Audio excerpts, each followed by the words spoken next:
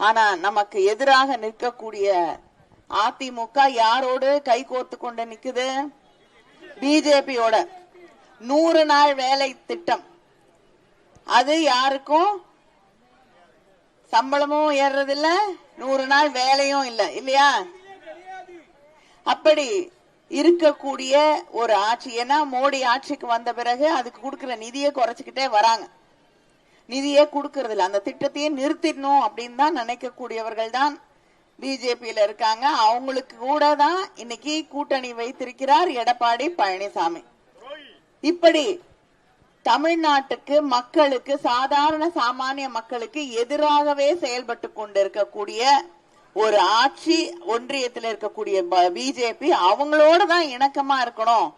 இணக்கமா இருந்தாதான் திட்டங்களை கொண்டு வர முடியும் அப்படின்னு எடப்பாடி. எல்லாத்துக்கும் இணக்கமா இருந்தா எப்படி? நமக்குன்னு உரிமை இல்லையா? அவங்க ஹிந்தி படி இல்லைன்னா உங்களுக்கு பிள்ளைங்க படிக்க வேண்டியதுக்கான காசு கொடுக்க மாட்டேங்கிறாங்க. ஹிந்தி படிச்சுட்டு என்ன பண்றது? நம்ம போய் அங்கிருந்து தான் இங்க வேலைக்கு வராங்க. அவங்க தமிழ் படிச்சுட்டு வர்றதில்ல.